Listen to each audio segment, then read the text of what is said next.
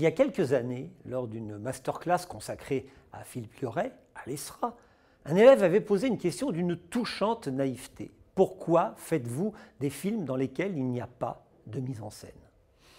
Formulée de la sorte, la question pouvait sembler également un rien blessante. Philippe Liorret avait souri et répondu que ce n'est pas parce que la mise en scène ne se voyait pas dans un film qu'elle était inexistante. De fait, une partie du cinéma de Liorret réside dans cet échange un rien pittoresque, parce que l'art du cinéaste consiste à ne jamais rouler des mécaniques, à éviter d'en jeter plein la vue. Les films de Fellini, d'Hitchcock ou de Wells, pour ne citer que trois des géants les moins contestables du 7e art, se repèrent immédiatement, et c'est tant mieux.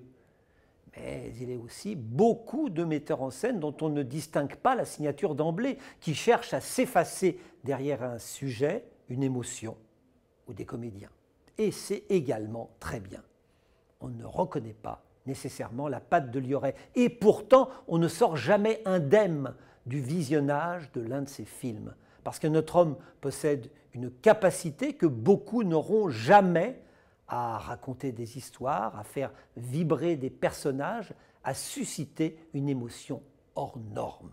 Le fils de Jean possède de toutes ces qualités, ce qui n'est pas une surprise.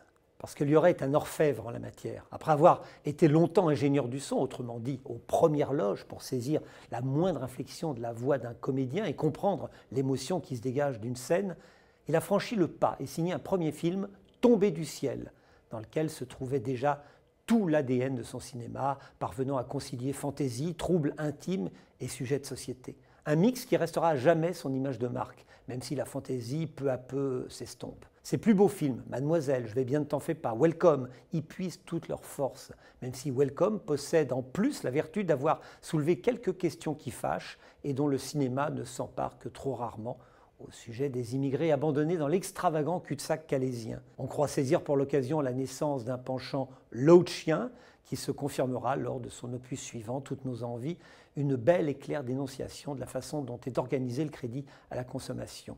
Le semi-échec public du film avait débouché sur une absence de 5 ans. C'est donc avec un plaisir immense que nous retrouvons notre homme au mieux de sa forme. Le fils de Jean est du pur Liorret, qui tranche pourtant de son cinéma sur plusieurs points.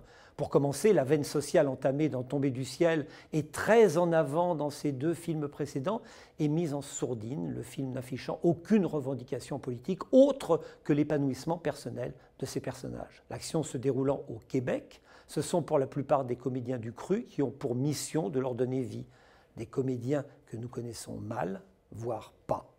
Nous sommes ainsi privés d'une relation immédiatement empathique avec eux que nous pouvions avoir avec ceux que défendait Vincent Lindon dans Welcome ou Cadmerade dans Je vais bien ne t'en fais pas.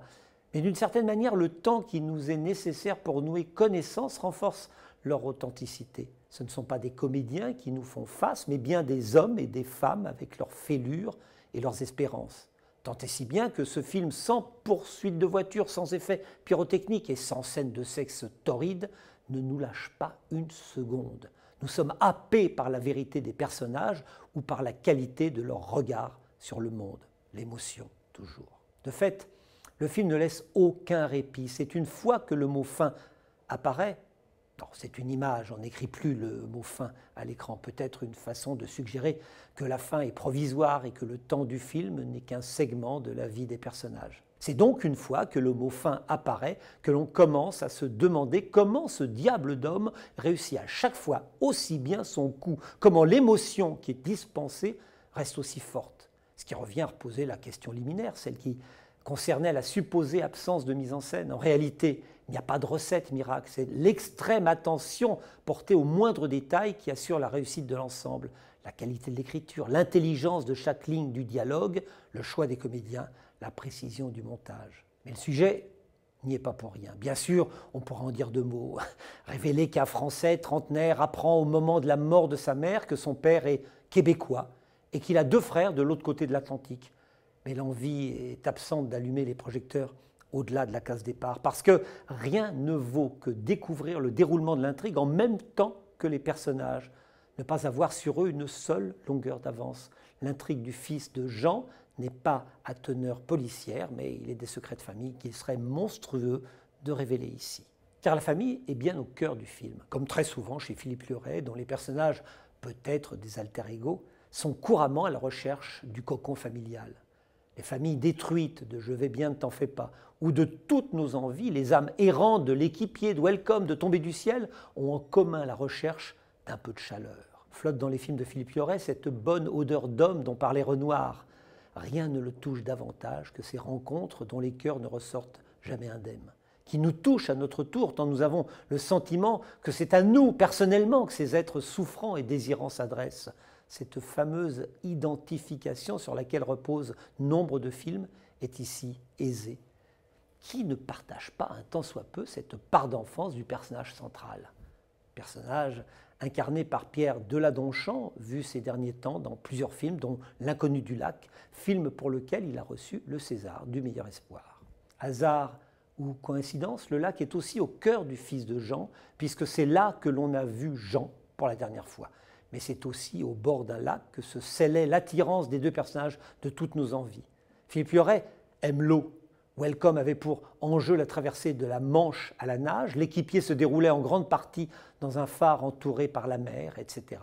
L'eau ne serait-elle pas comme une métaphore de notre fragilité, comme un appel à l'inconnu, la scène au cours de laquelle nous accompagnons les personnages quand ils vont sonder le lac avec une longue canne n'est pas près de s'effacer de nos mémoires.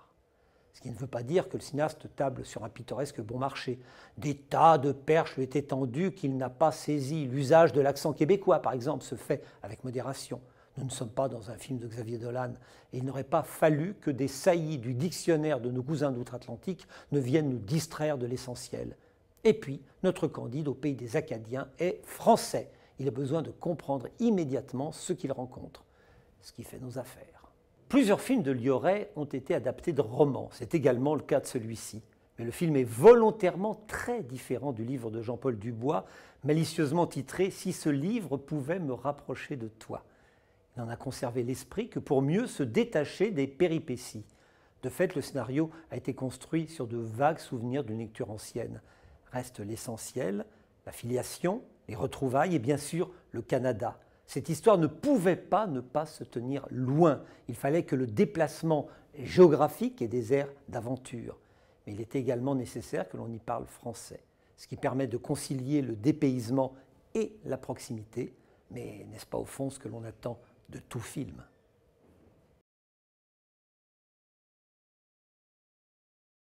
Bonjour monsieur, je suis Mathieu Capelier, vous avez essayé de me joindre tout à l'heure. Il s'appelait comment? Il avait des enfants? Tu vas faire quoi là-bas? Voir qui c'était. Puis voir mes frères surtout.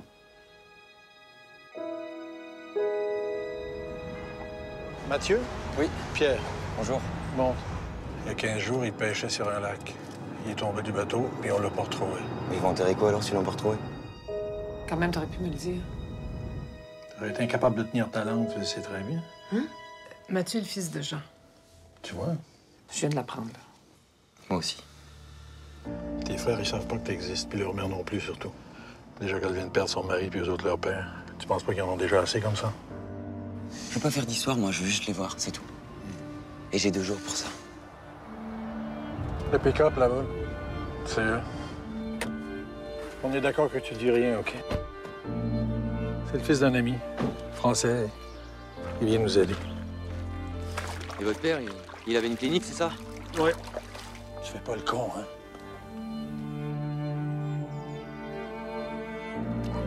Mon père, il est au fond d'un lac. Et demain, on enterre sa casquette. Viens, donne. C'est pas encore répertorié, ça. Sans corps, on va attendre 7 ans l'ouverture de la succession. Tu vas en profiter toi aussi? T'as la moitié. Je me demande ce que je fous là, à chercher un macabé que je connais pas, avec les 2 cinglés, là. Lâche-moi! Sam! Qu'est-ce que tu fais là, toi? Tu fais quoi avec elle, s'il te plaît? Je te fais tout ce voyage pour ça.